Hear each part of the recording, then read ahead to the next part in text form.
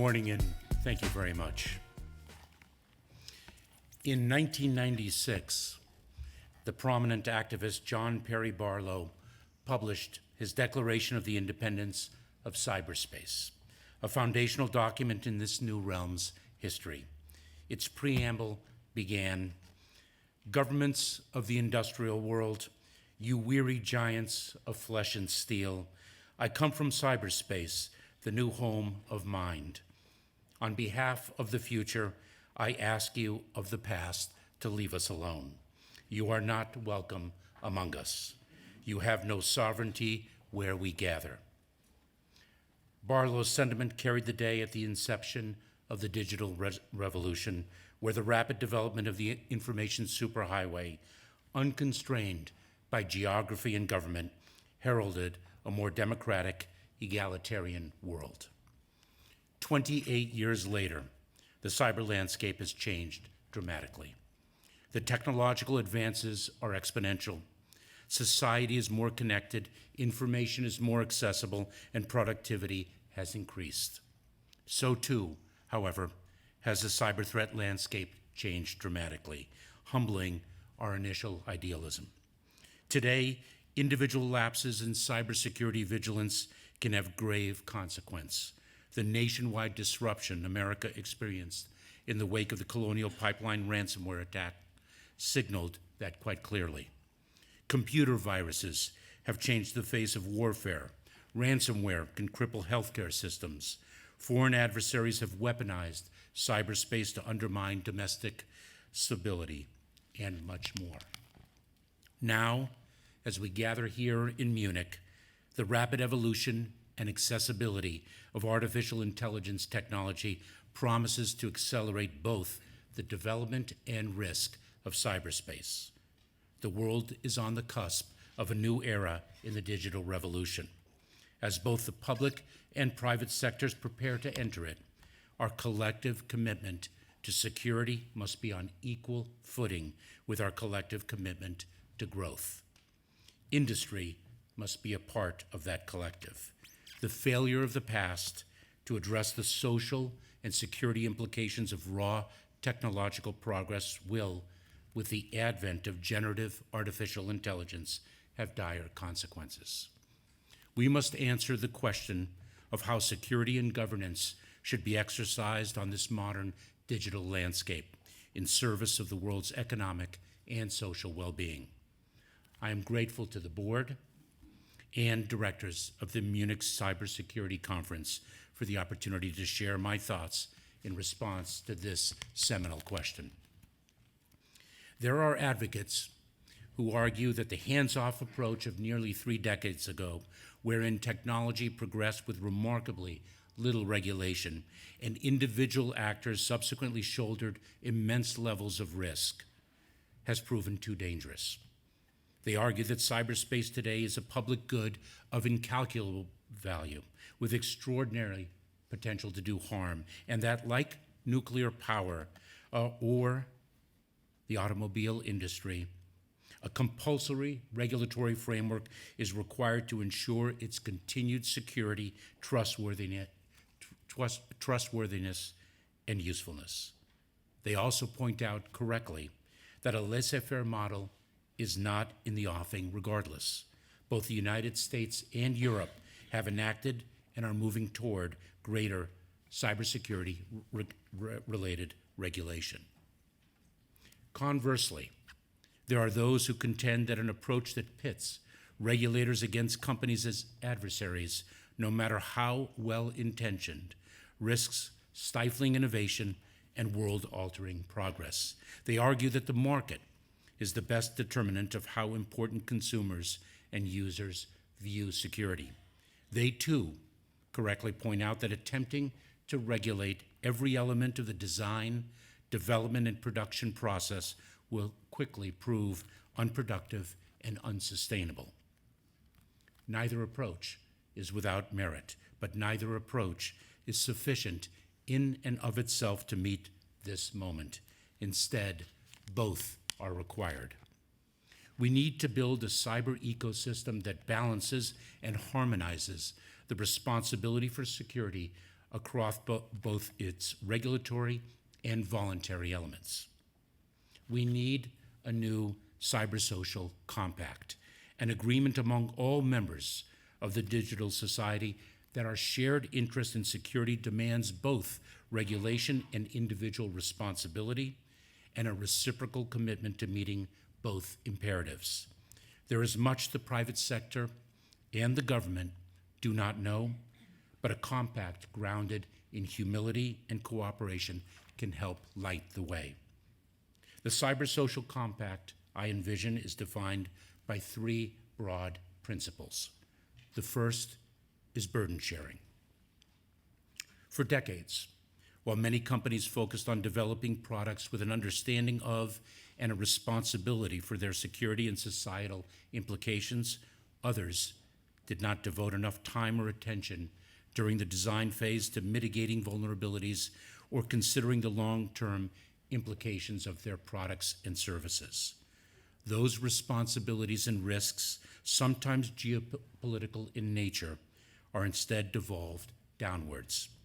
In this mode, the customer winds up shouldering a disproportionate burden to keep all of us safe.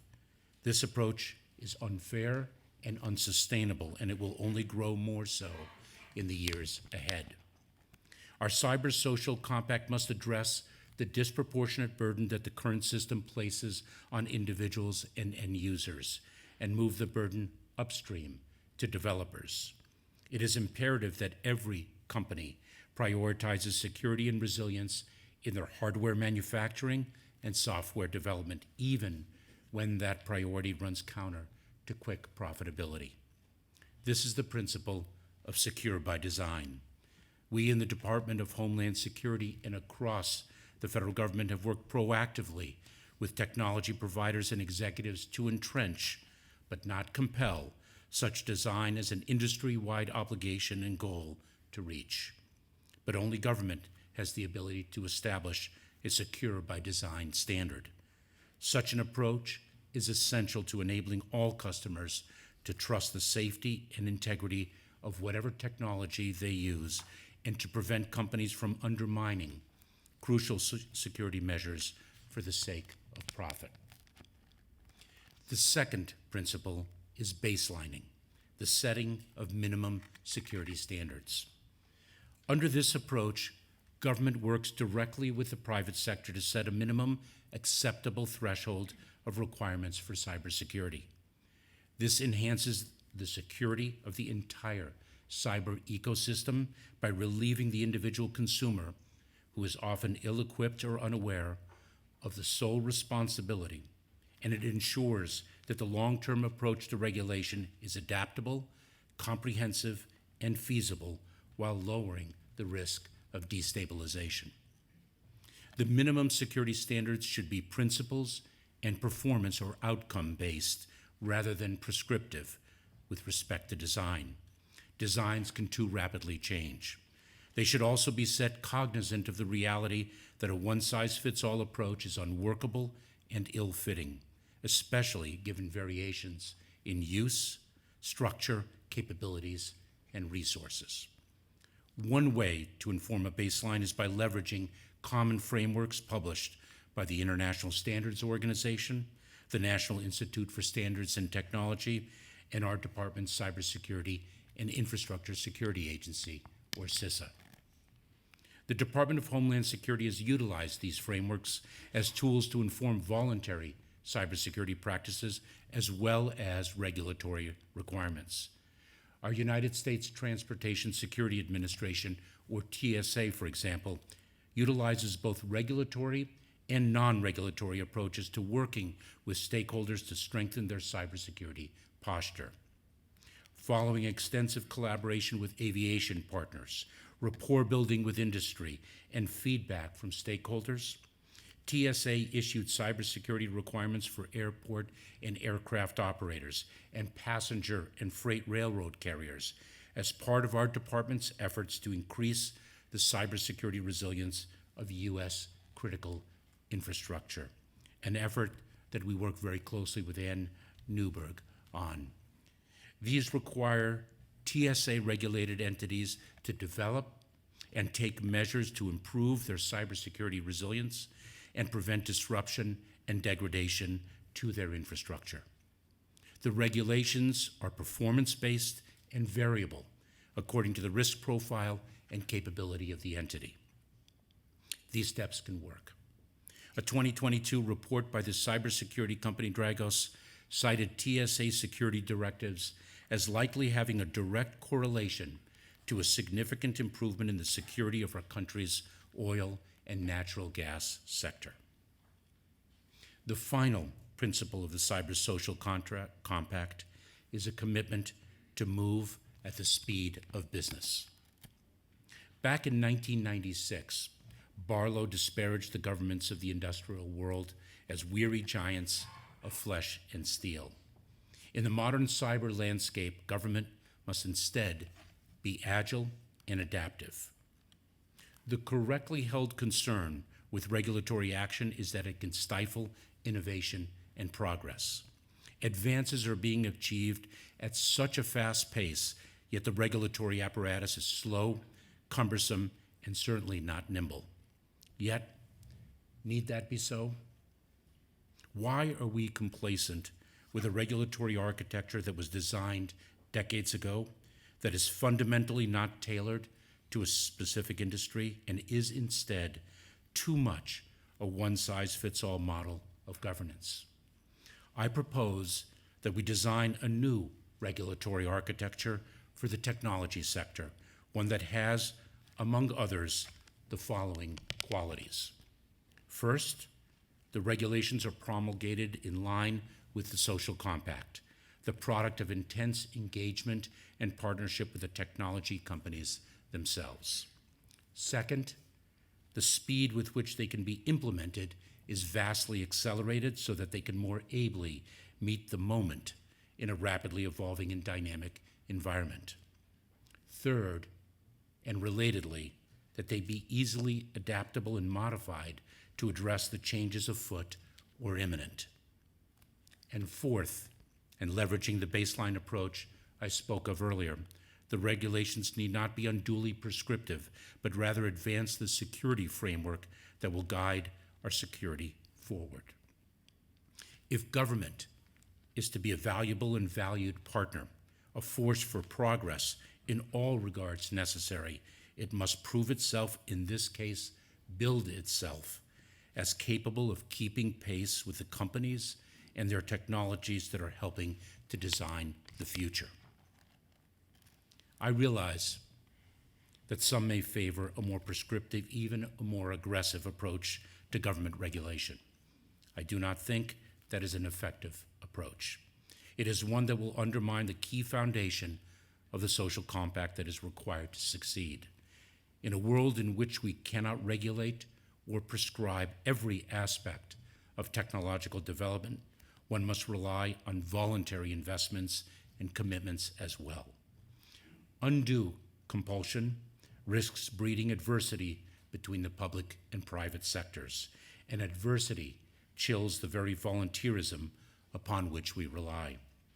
Fundamentally, to succeed in innovating and in securing a cyber ecosystem, we must be partners.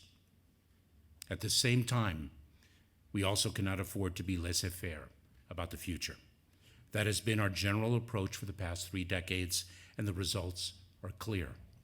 Despite years of effort, our cyber systems are still too unsecured, too prone to attack, too dependent on the actions of each individual user, and cybersecurity is only as good as its weakest link.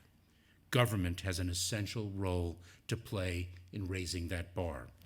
Industry has proven it will not do it alone. A hybrid, collaborative approach built upon our shared interest in security is essential to building and sustaining a cyber ecosystem that is able to evolve and expand, yet remain trustworthy and therefore useful. A new cyber-social compact is required.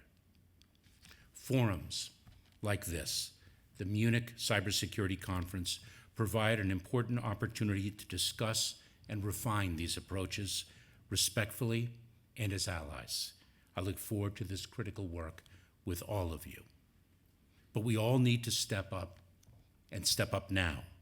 I leave you with this final point. The imperative of dual responsibility is not a matter of the future. It is a matter of the present, of now. The pace of innovation is accelerating, and each of us, industry and government alike, must fulfill our respective responsibilities immediately in order to guard against a future that we will have built but did not intend.